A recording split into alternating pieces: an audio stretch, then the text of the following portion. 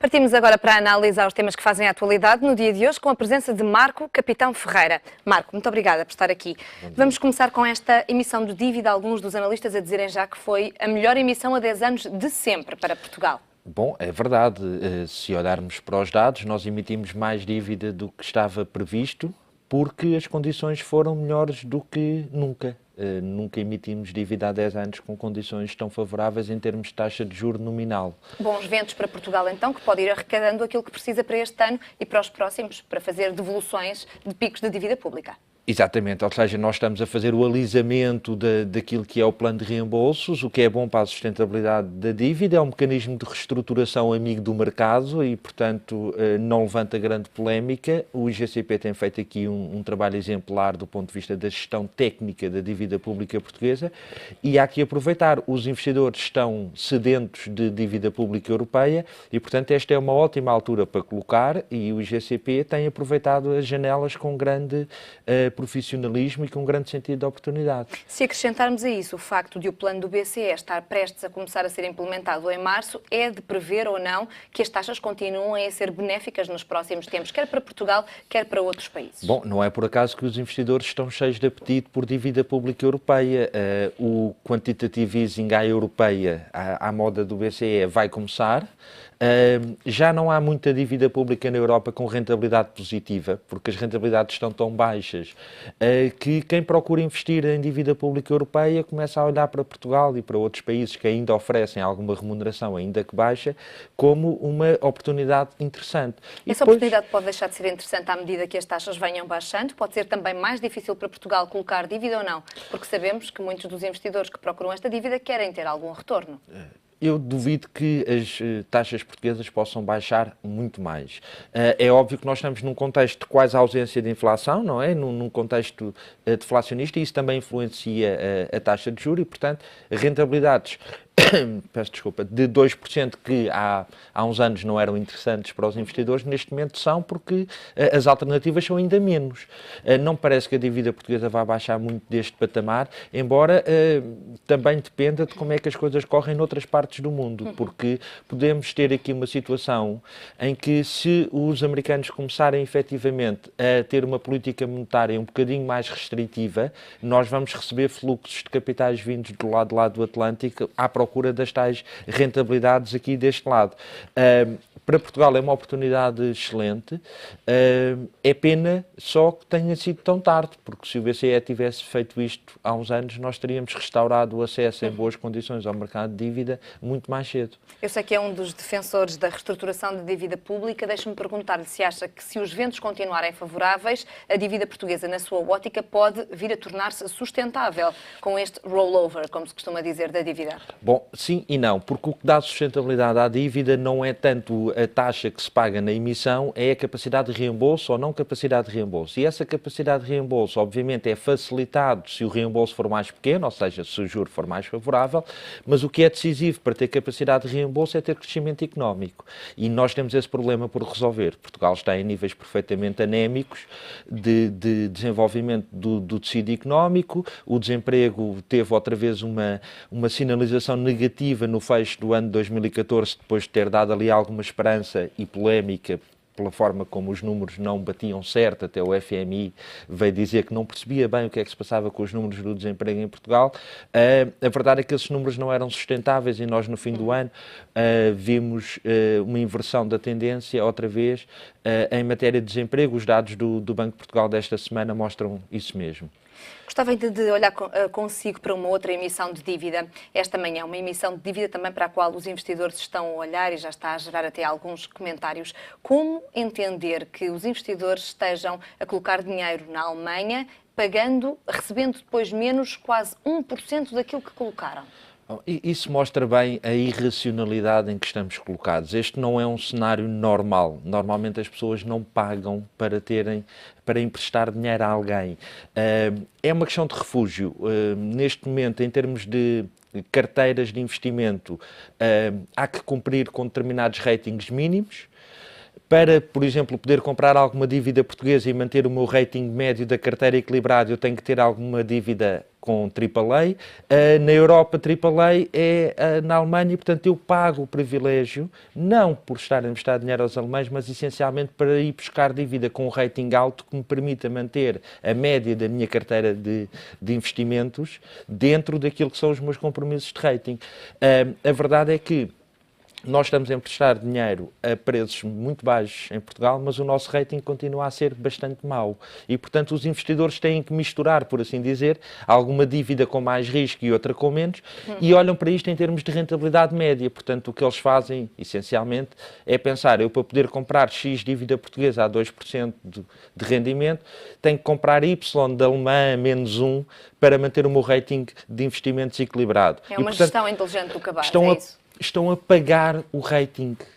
Essencialmente é isto. É claro que isto beneficia enormemente a Alemanha, que tem poupanças brutais em termos de encargos com a dívida pública, muito abaixo daquilo que os alemães previam aqui há uns anos que deveriam ter, porque eles também têm aproveitado de fazer uma gestão inteligente, a tomar a Portugal ter este tipo de benefícios. É também por aí que tem que se ver as coisas quando se fala nos equilíbrios e nas solidariedades europeias.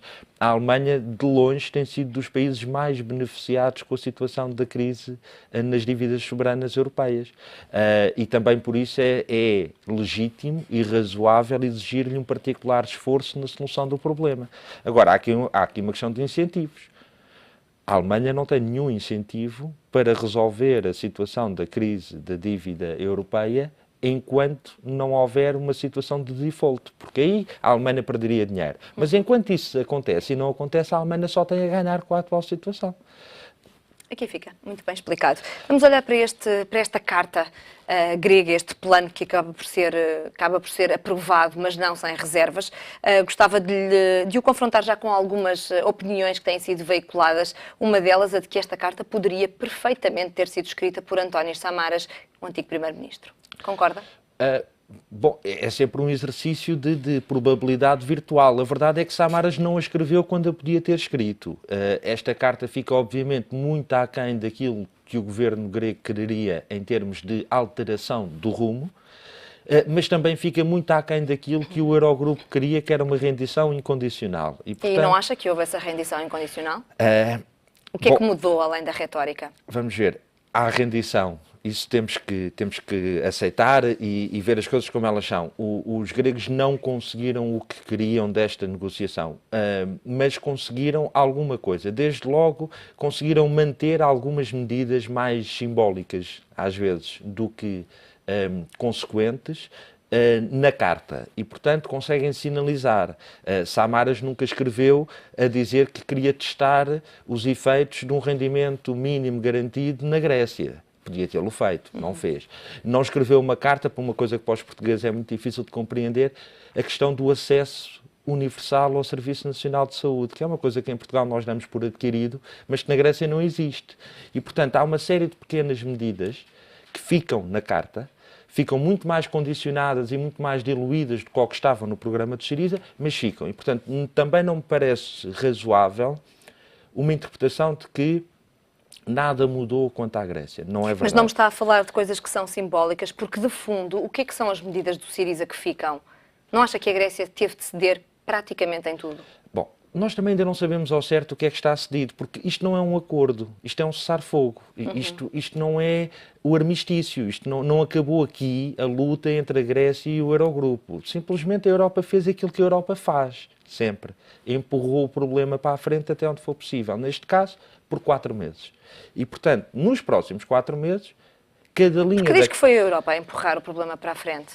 Não foi a Grécia a pedir estes 4 meses de transição para depois chegar a um novo acordo? Não foi a Grécia que assinou condições com as quais não concordava porque precisa de dinheiro para sobreviver nos próximos 4 meses? A Grécia precisa, acima de tudo, de não sair do euro de forma atribulada. Estes 4 meses servem para que as duas posições extremas continuem a poder sobreviver. O Eurogrupo continua a poder acreditar que vai obter uma capitulação incondicional dos gregos e os gregos guardam margem de manobra para se prepararem para poder endurecer também a sua posição. Então não lhe parece que este plano, ou que esta carta que foi assinada e agora parece aparentemente um cessar-fogo, signifique, ponto número 1, que a Grécia vai cumprir o que está escrito, ponto número 2, que a Grécia continue no euro?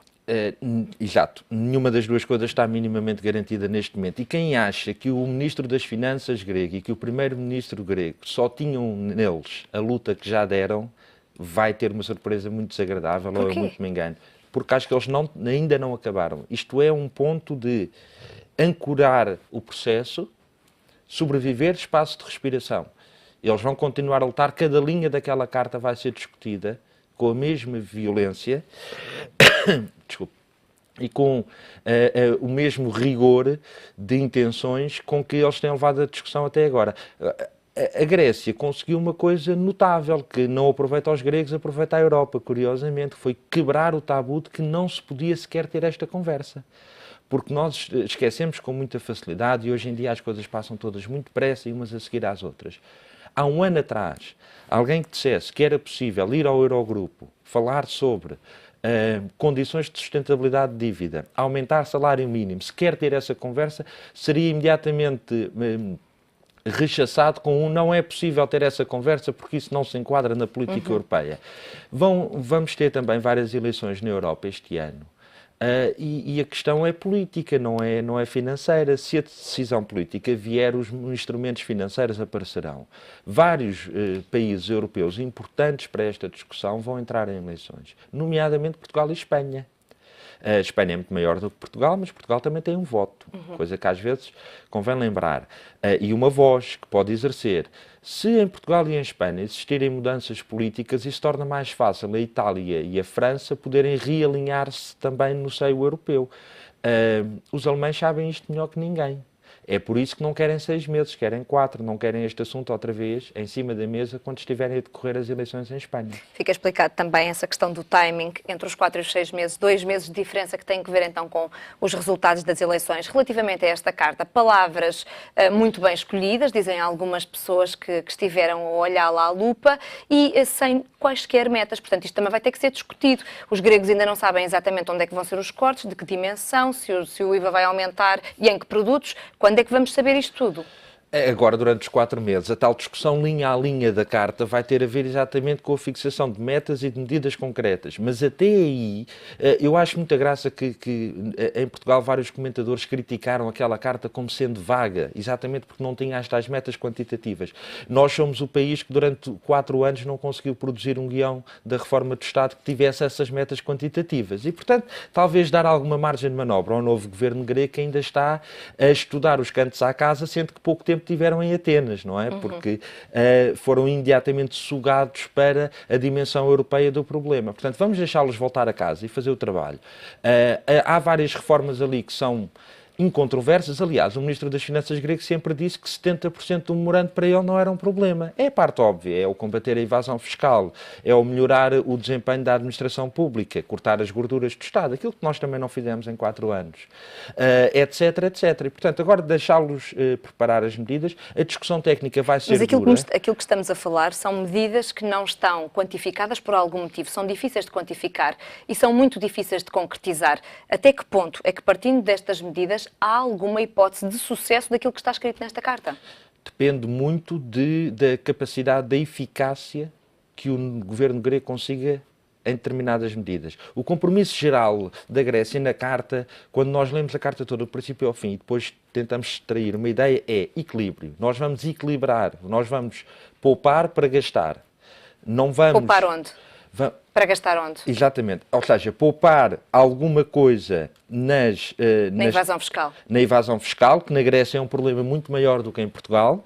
Poupar alguma coisa na estrutura, na despesa, não na despesa de pessoal, mas nas outras despesas do Ministério, que na Grécia são muito acima da média da OCDE e, portanto, há ali claramente margem de manobra para conseguir alguma coisa. Agora, se o governo grego conseguir trazer para o seu lado o povo grego, e parece que isso não é complicado, vai conseguir fazer coisas que o anterior governo Como é que grego... vai conseguir fazer isso? Além desta carta, com as palavras muito bem escolhidas também para consumo interno, o que é que Varoufakis e o Primeiro-Ministro vão chegar e vão dizer o quê? Afinal, vamos ter que fazer estes cortes e tivemos de retroceder aqui e ali. Afinal, esta que era a nossa bandeira não vai poder avançar já. Acha que, efetivamente, as pessoas, os gregos, gostam assim tanto deste governo ou gostavam daquilo que este governo prometia, que era um futuro diferente? Vamos ver. O que eu acho é que os gregos percebem que o novo governo grego não deixou cair as medidas à primeira, nem à segunda, nem à terceira, e que lutou por elas. Isso, obviamente, neste momento, a frente interna é dramática para o governo grego. Aliás, dentro do próprio Syriza já há fraturas e já há quem, aliás, peça desculpa ao povo grego por esta cedência. Numa Europa a 28, nós temos que nos habituar à necessidade de aceitar que o resultado da negociação pode não ser o nosso ponto de partida. Agora, eu não acho que o governo grego tenha abandonado a sua linha. Não sei se o povo grego vai compreender isto. Vai ter paciência para esperar. Em política é sempre uma questão de gestão de expectativas. Se o povo grego for convencido pelo governo grego de que se fez tudo o que era possível e que nada está ainda inteiramente perdido, vamos agora para a negociação técnica, é possível que eles consigam manter o apoio interno.